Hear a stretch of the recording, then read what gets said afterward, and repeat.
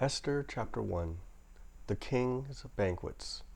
Now in the days of Ahasuerus, the Ahasuerus who reigned from India to Ethiopia over 127 provinces, in those days when King Ahasuerus sat on his royal throne in Susa, the capital, in the 3rd year of his reign, he gave a feast for all his officials and servants.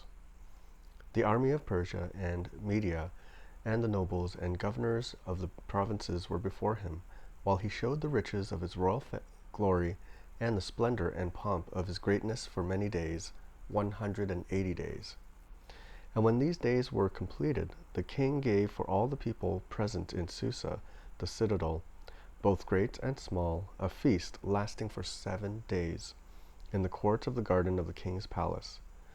There were white cotton curtains and violet hangings fastened with cords of fine linen, and purple to silver rods with marble pillars, and also couches of gold and silver on a mosaic pavement of porphyry marble, mother of pearl in golden vessels, vessels of different kinds, and the royal wine was lavished according to the bounty of the king, and drinking was according to this edict. There is no compulsion, for the king had given orders to all the staff of his palace to do as each man desired. Queen Vashti also gave a feast for the women in the palace that belonged to King Ahasuerus. Queen Vashti's refusal. On the 7th day, when the heart of the king was merry with wine, he commanded Mehuman, Biztha, Harbona, Bigtha, and Abatha, Zethar, and Carkas, the 7 eunuchs who served in the presence of the king Ahasuerus, to bring Queen Vashti before the king with her royal crown, in order to show the peoples and the princes her beauty, for she was lovely to look at. But Queen Vashti refused to come at the king's command, delivered by the eunuchs.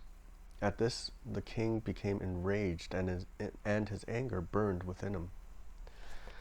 Then the king said to the wise men who knew the times, for this was the king's procedure toward all who were versed in law and judgment, the men next to him being Karshena, Shethar, Admatha, Tarshish, Meres, Marsena, and Memucan, the 7 princes of Persia and Media, who saw the king's face and sat first in the kingdom, according to the law, what is to be done to Queen Vashti, because she has not performed the command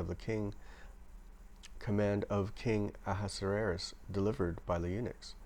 Then Memucan said in the presence of the king and the officials, not only against the king has Queen Vashti done wrong, but also against the officials and all the peoples who are in all the provinces of King Ahasuerus. For the queen's behavior will be made known to all women, causing them to look at their husbands with contempt, since they will say, King Ahasuerus commanded Queen Vashti to be brought before him, and she did not come. This very day the noble women of Persia and Media, who have heard of the queen's behavior, will say the same to all the king's officials, and there will be contempt and wrath in plenty. If it please the king, let a royal order go out from him, and let it be written among the laws of the Persians and the Medes, so that it may not be repealed, that Vashti is never again to come before King Ahasuerus, and let the king give her royal position to another who is better than she. So when the decree made by the king is proclaimed throughout all his kingdom, for it is vast, all women will give honor to their husbands, high and low alike. This advice pleased the king and the princes, and the king did as Memucan proposed. He sent letters to all the royal provinces, to each province in its own script, and to every people in its own language, that every man may be master in his own household, and speak according to the language of his people. Esther chapter 2. Esther chosen queen. After these things, when the anger of King Ahasuerus had abated, he remembered Vashti and what she had done and what had been decreed against her. Then the king's young men who attended him said, Let beautiful young virgins be sought out for the king, and let the king appoint officers in all the provinces of his kingdom to gather all the beautiful young virgins to the harem in Susa, the capital, under custody of Haggai, the king's eunuch, who is in charge of the women. Let their cosmetics be given them, and let the young woman who pleases the king be queen instead of Vashti. This pleased the king, and he did so. Now there was a Jew in Susa, the citadel, whose name was Mordecai, the son of Jair, son of Shimei, son of Kish, a Benjaminite, who had been carried away from Jerusalem among the captives, carried away with Jeconiah, king of Judah, whom Nebuchadnezzar, king of Babylon, had carried away. He was bringing up Hadassah, that is Esther, the daughter of his uncle, for she had neither father nor mother. The young woman had a beautiful figure and was lovely to look at. And when her father and her mother died, Mordecai took her as his own daughter. So when the king's order and his edict were proclaimed, and when many young women were gathered in Susa, the citadel, in custody of Hegai, Esther also was taken into the king's palace and put in custody of Hegai, who had charge of the women. And the young woman pleased him and won his favor, and he quickly provided her with her cosmetics and her portion of food, and with 7 chosen young women from the king's palace, and advanced her and her young women to the best place in the harem. Esther had not made known her people or kindred, for Mordecai had commanded her not to make it known. And every day Mordecai walked in front of the court of the harem to learn how Esther was, and what was happening to her. Now, when the turn came for each young woman to go in to King Ahasuerus after being 12 months under the regulations for the women, since this was the regular period of their beautifying, 6 months with oil of myrrh, and 6 months with spices and ointments for women. When the young woman went into the king in this way, she was given whatever she desired to take with her, from the harem to the king's palace.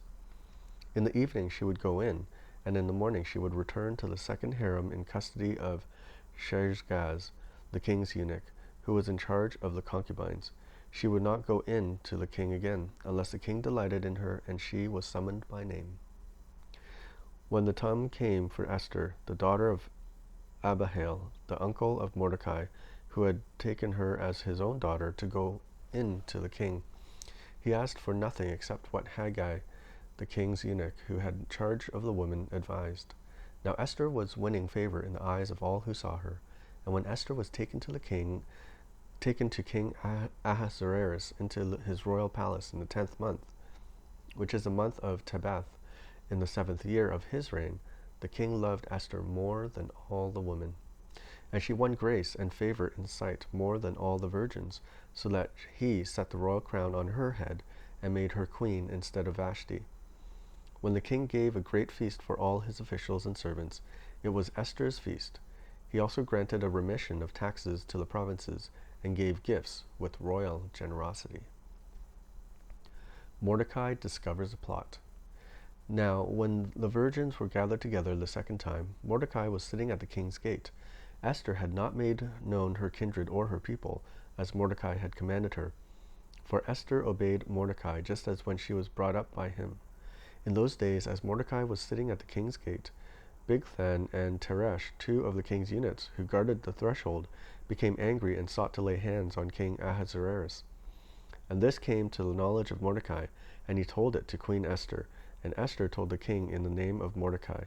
When the affair was investigated and found to be so, the men were both hanged on the gallows, and it was recorded in the book of the Chronicles in the presence of the king.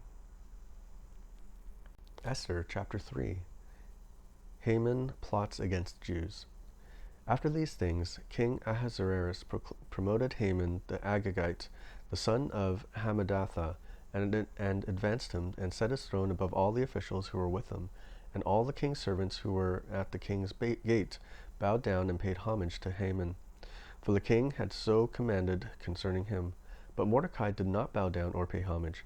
Then the king's servants who were at the king's gate said to Mordecai, "Why do you transgress the king's command?" And when they spoke to him day after day, and he would not listen to them, he told Haman, in order to see whether Mordecai's words would stand, for he had told him that he was a Jew.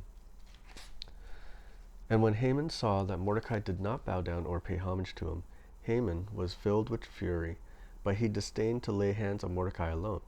So as they had made known to him the people of Mordecai, Haman sought to destroy all the Jews, the people of Mordecai, throughout the whole kingdom of Ahasuerus. In the first month, which is the month of Nisan, in the 12th year of King Ahasuerus, they cast pur, that is, they cast lots, before Haman at day after day, and they cast it month after month until the 12th month, which is the month of Adar. When Haman said to King Ahasuerus, "There is a certain people scattered abroad and dispersed among the peoples in all the provinces of your kingdom.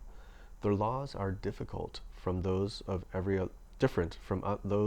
other people, and they do not keep the king's laws, so it is not the king's profit to tolerate them. If it please the king, let it be decreed that they be destroyed, and I will pay 10,000 talents of silver into the hands of those who have charge of the king's business, that they may put it into the king's treasuries." So the king took it to Haman the Agagite, the son of Hammedatha, the enemy of the Jews. And the king said to Haman, "The money is given to you, the people also, to do with them as it seems good to you." Then the king's scribes were summoned on the 13th day of the first month, and an edict, according to all that Haman commanded, was written to the king's satraps, and to the governors over all the provinces, and to the officials, to all the peoples, to every province in its own script, and every people in its own language. It was written in the name of King Ahasuerus and sealed with the king's signet ring. Letters were sent by couriers to all the king's provinces with instruction to destroy, to kill, and to annihilate all the Jews, young and old, women and children, in one day, the 13th day of the 12th month, which is the month of Adar, and to plunder their goods. A copy of the document was to be issued as a decree in every province by proclamation to all the peoples to be ready for that day. The couriers went out hurriedly by order of the king, and the decree was issued in Susa, the citadel. And the king and Haman sat down to drink, but the city of Susa was thrown into confusion. Esther, chapter 4. Esther agrees to help the Jews. When Mordecai learned all that had been done, Mordecai tore his clothes and put on sackcloth and ashes, and went out into the midst of the city, and he cried out with a loud and bitter cry. He went up to the entrance of the king's gate, for no one was allowed to enter the king's gate clothed in sackcloth. And in every province, wherever the king's command and his decree reached, there was great mourning among the Jews, with fasting and weeping and lamenting, and many of them lay in sackcloth and ashes. When Esther's young women and her eunuchs came and told her, the queen was deeply distressed. She sent garments to clothe Mordecai, so that he might take off his sackcloth, but he would not accept them. Then Esther called for Hathach, one of the king's eunuchs who had been appointed to attend her, and ordered him to go to Mordecai to learn what this was and why it was. Hathach went out to Mordecai in the open square of the city in front of the king's gate, and Mordecai told him all that had happened to him, and the exact sum of money that Haman had promised to pay into the king's treasuries for the destruction of the Jews. Mordecai also gave him a copy of the written decree issued in Susa for their destruction, that he might show it to Esther and explain it to her, and command her to go to the king to beg his favor and plead with him on behalf of her people. And Hathach went and told Esther what Mordecai had said. Then Esther spoke to Hathach and commanded him to go to Mordecai and say, "All the king's servants and the people of the king's provinces know that if any man or woman goes into the king inside the inner court without being called, there is but one law, to be put to death, except the one whom the king holds out the golden scepter to, so he may live. But as for me, I have not been called to come into the king these 30 days. And they told Mordecai what Esther had said. Then Mordecai told them to reply to Esther, "Do not think to yourself that in the king's palace you will escape any more than all the other Jews. For if ye keep silent at this time, relief and deliverance will rise from the Jews from another place. But you and your father's house will perish. And who knows whether you have not come to the kingdom for such a time as this?" Then Esther told them to reply to Mordecai, "Go, gather all the Jews to be found in Susa, and hold a fast on my behalf, and do not eat or drink for 3 days, nights or day. I and my young women will also fast as you do. Then I will go to the king, though it is against the law, and if I perish, I perish." Mordecai then went away and did everything as Esther had ordered him. Esther chapter 5. Esther prepares a banquet. On the 3rd day, Esther put on her royal robes and stood at the inner court of the king's palace, in front of the king's quarters, while the king was sitting on his royal throne inside the throne opposite the entrance of the palace. And when the king saw Queen Esther standing in the court, she won favor in his sight, and he held out to Esther the golden scepter that was in his hand. Then Esther approached and touched the tip of the scepter, and the king said to her, "What is it, Queen Esther? What is your request? It shall be given you, even to the half of my kingdom." And Esther said, "If it please the king, let the king and Haman come today to a feast that I have prepared for the king." Then the king said, "Bring Haman quickly, so that we may do as Esther has asked." So the king and Haman came to the feast that Esther had prepared, and as they were drinking wine after the feast, the king said to Esther, "What is your wish? It shall be granted you. And what is your request? Even to half of my kingdom it shall be fulfilled." Then Esther answered, "My wish and my request is, if I have found favor in the sight of the king, and if it please the king to grant my wish and fulfill my request, let the king and Haman come to the feast that I will prepare for them, and tomorrow I will do as the king has said." Haman plans to hang Mordecai. And Haman went out that day joyful and glad of heart. But when Haman saw Mordecai in the king's gate, that he neither rose nor trembled before him, he was filled with wrath against Mordecai. Nevertheless, Haman restrained himself and went home, and he sent and brought his friends to his wife Zeresh. And Haman recounted to them the splendor of his riches, the number of his sons, all the promotions with which the king had honored him, and how he had advanced him above the officials and the servants of the king. Then Haman said, "Even Queen Esther, let no one but me come with the king to the feast she prepared, and tomorrow also I am invited by her together with the king. Yet all this is worth nothing to me, so long as I see Mordecai the Jew sitting at the king's gate." Then his wife Zeresh and all his friends said to him, "Let a gallows 50 cubits high be made, and in the morning tell the king to have Mordecai hanged upon it. Then go joyfully with the king to the feast." This idea pleased Haman, and he had the gallows made. Esther chapter 6. The king honors Mordecai. On that night the king could not sleep, and he gave orders to bring the book of memorable deeds, the Chronicles, and they were read before the king. And it was found written how Mordecai had told about Bigthana and Teresh, two of the king's eunuchs, who guarded the threshold and who sought to lay hands on King Ahasuerus. And the king said, "What honor or distinction has been bestowed on Mordecai for this?" The king's young men who attended him said, "Nothing has been done for him." And the king said, "Who is in the court?" Now Haman had just entered the outer court of the king's palace to speak to the king about having Mordecai hanged on the gallows that he had prepared for him. And the king's young men told him, "Haman is there, standing in the court." And the king said, "Let him come in."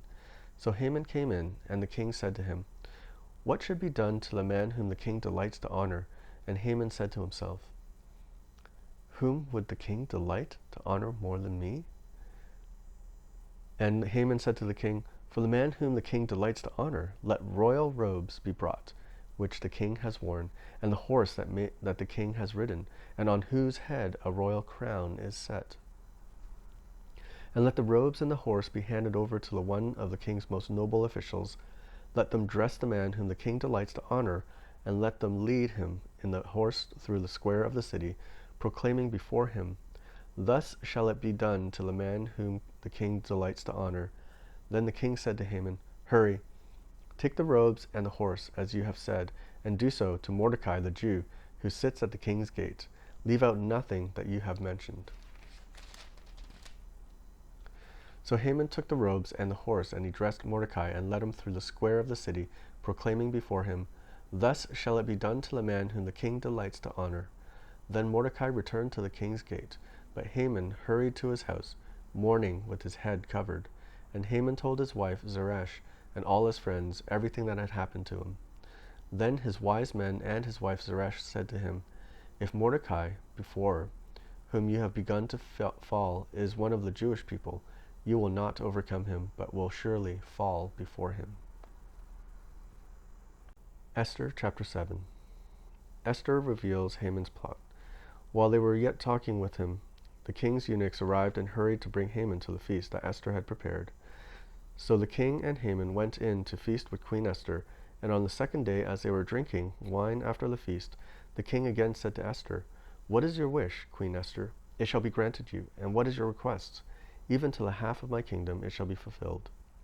Then Queen Esther answered, "If I have found favor in your sight, O king, and if it please the king, let my life be granted me for my wish, and my people for my request. For we have been sold, I and my people, to be destroyed, to be killed, and to be annihilated. If we had been sold merely as slaves, men and women, I would have been silent, for our affliction is not to be compared with the loss to the king. Then King Ahasuerus said to Queen Esther, Who is he, and where is he, who has dared to do this? And Esther said, A foe and an enemy, this wicked Haman. Then Haman was terrified before the king and the queen. Haman is hanged. And the king arose in his wrath from the wine drinking, and went into the palace garden. But Haman stayed to beg for his life from Queen Esther, for he saw that harm was determined against him by the king. And the king returned from the palace garden to the place where they were drinking wine, as Haman was falling on the couch where Esther was. And the king said, Will he even assault the queen in my presence, in my own house? As the word left the mouth of the king, they covered Haman's face. Then Harbona, one of the eunuchs in attendance on the king, said, Moreover, the gallows that Haman has prepared for Mordecai, whose word saved the king, is standing at Haman's house, 50 cubits high. And the king said, Hang him on that. So they hanged Haman on the gallows that he prepared for Mordecai. Then the wrath of the king abated. Esther chapter 8. Esther saves the Jews. On that day King Ahasuerus gave to Queen Esther the house of Haman, the enemy of the Jews, and Mordecai came before the king, for Esther had told what he was to her. And the king took off his signet ring, which he had taken from Haman, and gave it to Mordecai. And Esther set Mordecai over the house of Haman. Then Esther spoke again to the king. She fell at his feet and wept and pleaded with him to avert the evil plan of Haman the Agagite and the plot that he had devised against the Jews. When the king held out the golden scepter to Esther, Esther rose and stood before the king, and she said, If it please the king, and if I have found favor in his sight, and if the thing seems right before the king, and I am pleasing in his eyes, let an order be written to revoke the letters devised by Haman the Agagite, the son of Hammedatha, who he wrote to destroy the Jews who are in all the provinces of the king. For how can I bear to see the calamity that is coming to my people? Or how can I bear to see the destruction of my kindred? Then King Ahasuerus said to Queen Esther and to Mordecai the Jew, Behold, I have given Esther the house of Haman, and they have hanged him on the gallows, because he intended to lay hands on the Jews. But you may write as you please with regard to the Jews in the name of the king, and seal it with the king's ring. For an edict written in the name of the king and sealed with the king's ring cannot be revoked. The king's scribes were summoned at that time in the 3rd month, which is the month of Sivan, on the 23rd day, and an edict was written, according to all that Mordecai commanded concerning the Jews, to the satraps, and the governors, and the officials of the provinces from India to Ethiopia, 127 provinces, to each province in its own script, and to each people in its own language, and also to the Jews in their script and their language. And he wrote in the name of the king Ahasuerus, and sealed it with the king's signet ring.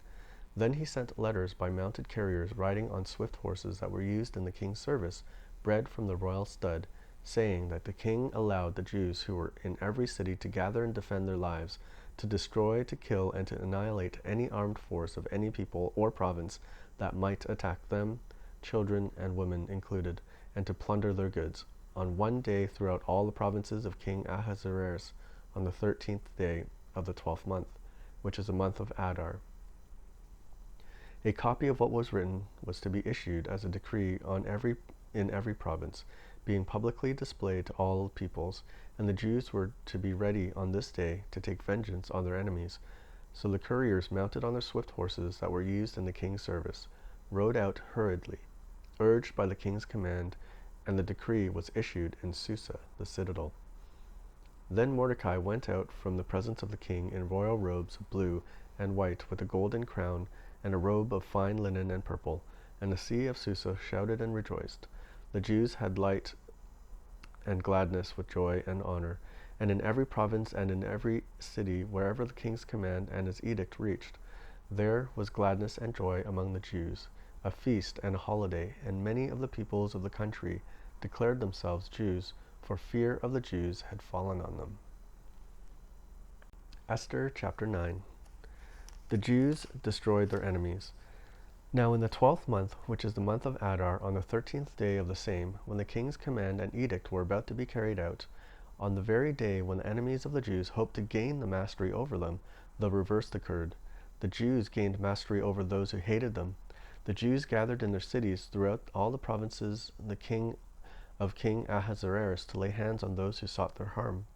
And no one could stand against them, for the fear of them had fallen on all the peoples. All the officials of the provinces and the satraps and the governors and the royal agents also helped the Jews, for the fear of Mordecai had fallen on them. For Mordecai was great in the king's house, and his fame spread throughout all the provinces, for the man Mordecai grew more and more powerful. The Jews struck all their enemies with the sword, killing and destroying them, and did as they pleased to those who hated them. In Susa, the citadel itself, the Jews killed and destroyed 500 men, and also killed Pashandatha, and Dalphon, and Aspatha, and Poratha, and Adaliah, and Aridatha, and Parmathsta, and Arasi, and Aridai, and Vezatha, the 10 sons of Haman, the son of Hammedatha, the enemy of the Jews, but they laid no hand on the plunder. That very day, the number of those killed in Susa, the citadel, were reported to the king. And the king said to Queen Esther, in Susa, the citadel, the Jews have killed and destroyed 500 men, and also the 10 sons of Haman. What then have they done in the rest of the king's provinces? Now what is your wish? It shall be granted you. And what further is your request? It shall be fulfilled. And Esther said, if it please the king, let the Jews who are in Susa be allowed tomorrow also to do according to this day's edict, and let the 10 sons of Haman be hanged on the gallows. So the king commanded this to be done. A decree was issued in Susa, and the 10 sons of Haman were hanged. The Jews who were in Susa gathered also on the 14th day of the month of Adar, and they killed 300 men in Susa, but they laid no hands on the plunder. Now the rest of the Jews who were in the king's provinces also gathered to defend their lives, and got relief from their enemies, and killed 75,000 of those who hated them, but they laid no hands on the plunder. This was on the 13th day of the month of Adar, and on the 14th day they rested and made a great day of feasting and gladness. But the Jews who were in Susa gathered on the 13th day and on the 14th, and rested on the 15th day, making that day of feasting and gladness. Therefore the Jews of the villages who live in the rural towns hold the 14th day of the month of Adar as a day for gladness and feasting, as a holiday, and as a day on which they send gifts of food to one another. The Feast of Purim inaugurated. And Mordecai recorded these things and sent letters to all the Jews who were in all the provinces of King Ahasuerus, both near and far, obliging them to keep the 14th day of the month of Adar, and also the 15th day of the same year, year by year, as the days on which the Jews got relief from their enemies, and as the month that had been turned for them from sorrow into gladness, and from mourning into a holiday, that they should make them days of feasting and gladness, days for sending gifts of food to one another and gifts to the poor. So the Jews accepted what they had started to do, and what Mordecai had written to them. For Haman the Agagite, the son of Hammedatha, the enemy of all the Jews, had plotted against the Jews to destroy them, and had cast that is, cast lots, to crush and to destroy them. But when it came before the king, he gave orders in writing that his evil plan that he had devised against the Jews should return on his own head, and that he and his sons should be hanged on the gallows. Therefore they called these days Purim, after the term Pur. Therefore, because of all that is written in this letter, and of what they had faced in this matter, and of what happened to them, the Jews firmly obligated themselves and their offspring and all who joined them that without fail they would keep these 2 days according to what was written and at the time appointed every year. That these days should be remembered and kept throughout every generation in every clan, province, and city, and that these days of Purim should never fall into disuse among the Jews, nor should the commemoration of these days cease among their descendants. Then Queen Esther, the daughter of Abihail, and Mordecai the Jew, gave full written authority confirming the second letter about Purim. Letters were sent to all the Jews, to the 127 provinces of the kingdom of Ahasuerus, in words of peace and truth. that these days of Purim should be observed at their appointed seasons, as Mordecai the Jew and Queen Esther obligated them, and as they had obligated themselves and their offspring with regard to their fasts and their lamenting. The command of Queen Esther confirmed these practices of Purim, and it was recorded in writing. Esther chapter 10. The greatness of Mordecai. King Ahasuerus imposed tax on the land and on the coastlands of the sea, and all the acts of his power and might, and the full account of the high honor of Mordecai, to which the king advanced him. Are they not written in the book of the Chronicles of the kings of Media and Persia? For Mordecai the Jew was second in rank to King Ahasuerus, and he was great among the Jews, and popular with the multitude of his brothers, for he sought the welfare of his people and spoke peace to all his people. Job chapter 1. Job's character and wealth.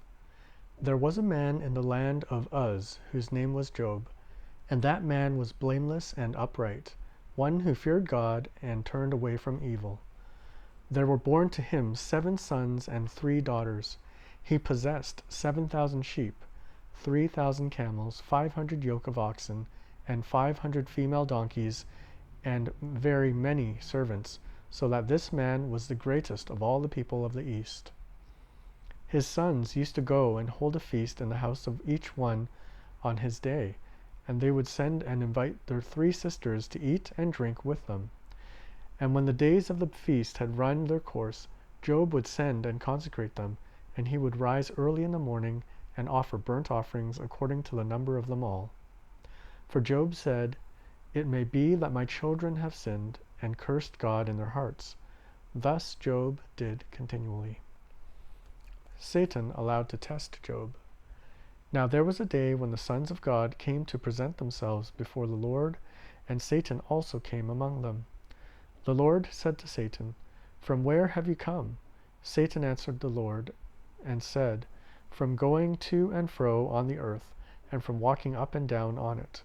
And the Lord said to Satan, "Have you considered my servant Job, that there is none like him on the earth, a blameless and upright man, who fears God and turns away from evil?"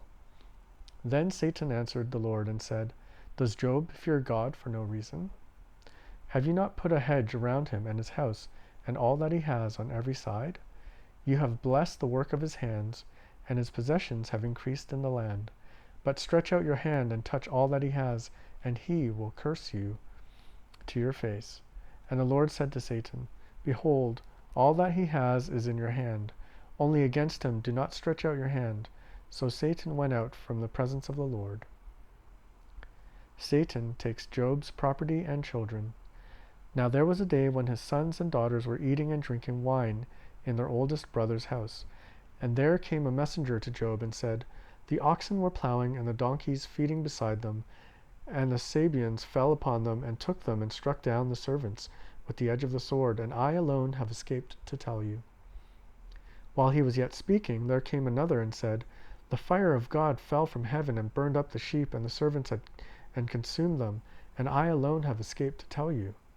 While he was yet speaking, there came another and said, "The Chaldeans formed 3 groups and made a raid on the camels and took them and struck down the servants with the edge of the sword, and I alone have escaped to tell you." While he was yet speaking, there came another and said, "Your sons and daughters were eating and drinking wine in their oldest brother's house. And behold, a great wind came across the wilderness and struck the 4 corners of the house, and it fell upon the young people. And they are dead, and I alone have escaped to tell you." Then Job arose and tore his robe and shaved his head and fell on the ground and worshipped. And he said, "Naked I came from my mother's womb, and naked shall I return. The Lord gave, and the Lord has taken away. Blessed be the name of the Lord." In all this, Job did not sin or charge God with wrong. Job chapter 2. Satan attacks Job's health. Again, there was a day when the sons of God came to present themselves before the Lord, and Satan also came among them to present himself before the Lord.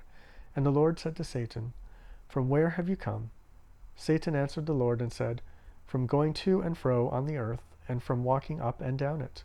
And the Lord said to Satan, Have you considered my servant Job, that there is none like him on the earth, a blameless and upright man, who fears God and turns away from evil? He still holds fast his integrity, although you incited me against him to destroy him without reason. Then Satan answered the Lord and said, Skin for skin. All that a man has, he will give for his life. But stretch out your hand and touch his bone and his flesh, and he will curse you to your face. And the Lord said to Satan, Behold, he is in your hand, only spare his life. So Satan went out from the presence of the Lord and struck Job with loathsome sores from the sole of his foot to the crown of his head, and he took a piece of broken pottery with which to scrape himself while he sat in the ashes. Then his wife said to him, Do you still hold fast your integrity? Curse God and die. But he said to her, You speak as one of the foolish women would speak. Shall we receive good from God, and shall we not receive evil? In all this Job did not sin with his lips. Job's 3 friends. Now when Job's 3 friends heard of all this evil that had come upon him, they came each from his own place. Eliphaz the Temanite, Bildad the Shuhite, and Zophar the Naamathite. They made an appointment together to come to show him sympathy and comfort him. And when they saw him from a distance, they did not recognize him, and they raised their voices and wept, and they tore their robes and sprinkled dust on their heads toward heaven. And they sat with him on the ground 7 days and 7 nights, and no one spoke a word to him, for they saw that his suffering was very great. Job chapter 3. Job laments his birth. After this, Job opened his mouth and cursed the day of his birth. And Job said, Let the day perish on which I was born, and the night that said, A man is conceived. Let that day be darkness. May God above not seek it, nor light shine upon it. Let gloom and deep darkness claim it. Let clouds dwell upon it. Let the blackness of the day terrify it. That night let thick darkness seize it. Let it not rejoice among the days of the year. Let it not come into the number of the months. Behold, let that night be barren. Let no joyful cry enter it. Let those curse it who curse the day, who are ready to rouse up Leviathan. Let the stars of its dark be dark. Let the stars of its dawn be dark. Let it hope for light, but have none, nor see the eyelids of the morning, because it did not shut the doors of my mother's womb, nor hide trouble from my eyes. Why did I not die at birth, come out from the womb and expire? Why did the knees receive me, or why the breast that I should nurse? For then I would have lain down and been quiet. I would have slept, then I would have been at rest. With kings and counselors of the earth who rebuilt ruins for themselves, or with princes who had gold, who filled their houses with silver. Or why was I not as hidden stillborn child, as infants who never see the light? There the wicked cease from troubling, and there the weary are at rest. There the prisoners are at ease together. They hear not the voice of the taskmaster. The small and the great are there, and the slave is free from his master. Why is light given to him who is in misery, and life to the bitter in soul?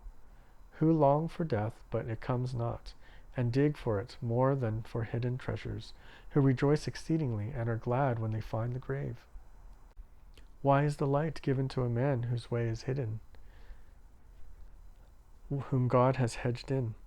For my sighing comes instead of my bread, and my groanings are poured out like water. For the thing that I fear comes upon me, and what I dread befalls me. I am not at ease, nor am I quiet. I have no rest, but trouble comes. Job chapter 4. Eliphaz speaks. The innocent prosper. Then Eliphaz the Temanite answered and said, If one ventures a word with you, will you be impatient? Yet who can keep from speaking? Behold, you have instructed many, and you have strengthened the weak hands. Your words have upheld him who was stumbling, and you have made firm the feeble knees. But now it has come to you, and you are impatient. It touches you, and you are dismayed. Is not your fear of God your confidence, and the integrity of your ways your hope? Remember who that was innocent ever perished, Or where were the upright cut off? As I have seen, those who plow iniquity and sow trouble reap the same. By the breath of God they perish, and by the blast of his anger they are consumed. The roar of the lion, the voice of the fierce lion, the teeth of the young lions are broken. The strong lion perishes for lack of prey, and the cubs of the lioness are scattered. Now a word was brought to me stealthily. My ear received the whisper of it. Amid thoughts from visions of the night, when deep sleep falls on men, dread came upon me and trembling, which made all my bones shake. A spirit glided past my face. The hair of my flesh stood up. It stood still, but I could not discern its appearance. A form was before my eyes, and there was silence. Then I heard a voice. Can mortal man be in the right before God? Can a man be pure before his Maker? Even in his servants he puts no trust, and his angels he charges with error. How much more those who dwell in the houses of clay, whose foundation is in the dust, who are crushed like the moth. Between morning and evening they are beaten to pieces. They perish forever without anyone regarding it. Is not their tent cord plucked up within them? Do they not die, and that without wisdom? Job chapter 5. Call now. Is there anyone who will answer you? To which of the holy ones will you turn? Surely vexation kills the fool, and jealousy slays the simple. I have seen the fool taking root, but suddenly I cursed his dwelling. His children are far from safety. They are crushed in the gate, and there is no one to deliver them. The hungry eat his harvest, and he takes it even out of thorns, and the thirsty pant after his wealth. For affliction does not come from the dust, nor does trouble sprout from the ground, but man is born to trouble, as the sparks fly upward. As for me, I would seek God, and to my God I would commit my cause, who does great things and unsearchable marvelous things without number. He gives rain on the earth, and sends water on the fields. He sets on high those who are lowly, and those who mourn are lifted to safety. He frustrates the devices of the crafty, so that their hands achieve no success. He catches the wise in their own craftiness, and the schemes of the wily are brought to a quick end. They meet with darkness in the daytime, and grope at noonday as in the night. But he saves the needy from the sword of their mouth, and from the hand of the mighty, so the poor have hope, and injustice shuts her mouth. Behold, blessed is the one whom God reproves. Therefore despise not the discipline of the Almighty, for he wounds, but he binds up. He shatters, but his hands heal. He will deliver you from 6 troubles. In 7 no evil shall touch you. In famine he will redeem you from death, and in war from the power of the sword. You shall be hidden from the lash of the tongue, and shall not fear destruction when it comes. At destruction and famine you shall laugh, and shall not fear the beasts of the earth. For you shall be in league with the stones of the field, and the beasts of the field shall be at peace with you. You shall know that your tent is at peace, and you shall inspect your fold and miss nothing. You shall know also that your offspring shall be many, and your descendants as the grass of the earth. You shall come to your grave in ripe old age, like a sheaf gathered up in its season. Behold, this we have searched out, it is true. Hear and know it for your good. Job chapter 6. Job replies, My complaint is just. Then Job answered and said, Oh, that my vexation were weighed, and all my calamity laid in the balances, for then it would be heavier than the sand of the sea. Therefore my words have been rash, for the arrows of the Almighty are in me. My spirit drinks their poison. The terrors of God are arrayed against me. Does the wild donkey bray when he has grass, or the ox low over his fodder? Can that which is tasteless be eaten without salt? Or is there any taste in the juice of the mallow? My appetite refuses to touch them. They are as food that is loathsome to me. Oh, that I might have my request, and that God would fulfill my hope, that it would please God to crush me, and that he would let loose his hand and cut me off. This would be my comfort. I would even exult in pain unsparingly, for I have not denied the words of the Holy One. What is my strength that I should wait? And what is my end, that I should be patient? Is my strength the strength of stones, or is my flesh bronze? Have I any help in me, when resource is driven from me? He who withholds kindness from a friend forsakes the fear of the Almighty. My brothers are treacherous as torrent bed, as torrential streams that pass away, which are dark with ice and where the snow hides itself. When they melt, they disappear. When it is hot, they vanish from their place. The caravans turn aside from their course. They go up into the waste and perish. The caravans of Tema look. The travelers of Sheba hope. They are ashamed because we are confident. They come there and are disappointed. For you have now become nothing. You see my calamity and are afraid. Have I said, make me a gift? Or from your wealth offer a bribe for me? Or deliver me from the adversary's hand? Or redeem me from the hand of the ruthless? Teach me, and I will be silent. Make me understand how I have gone astray. How forceful are upright words, but what does reproof from you reprove? Do you think that you can reprove words, when the speech of a despairing man is wind? You would even cast lots over the fatherless, and bargain over your friend. But now be pleased to look at me, for I will not lie to your face. Please turn, let no injustice be done. Turn now, my vindication is at stake. Is there any injustice on my tongue? Cannot my palate discern the cause of my calamity? Job chapter 7. Job continues, my life has no hope. Has not man a hard service on earth, and are not his days like the days of a hired hand? Like a slave who longs for the shadow, and like a hired hand who looks for his wages. So I am allotted months of emptiness, and nights of misery are apportioned to me. When I lie down, I say, when shall I arise? But the night is long, and I am full of tossing till the dawn. My flesh is clothed with worms and dirt. My skin hardens, then breaks out afresh. My days are swifter than a weaver's shuttle, and come to their end without hope. Remember that my life is a breath. My eye will never again see good. The eye of him who sees me will behold me no more. While your eyes are on me, I shall be gone. As the cloud fades and vanishes, so he who goes down to Sheol does not come up. He returns no more to his house, nor does his place know him any more. Therefore I will not restrain my mouth. I will speak in the anguish of my spirit. I will complain in the bitterness of my soul. Am I the sea or a sea monster that you set a guard over me? When I say my bed will comfort me, my couch will ease my complaint, then you scare me with dreams and terrify me with visions, so that I would choose strangling and death rather than my bones. I loathe my life. I would not live forever. Leave me alone, for my days are a breath. What is man that you make so much of him, and that you set your heart on him? Visit him every morning, and test him every moment. How long will you not look away from me, nor leave me alone till I swallow my spit?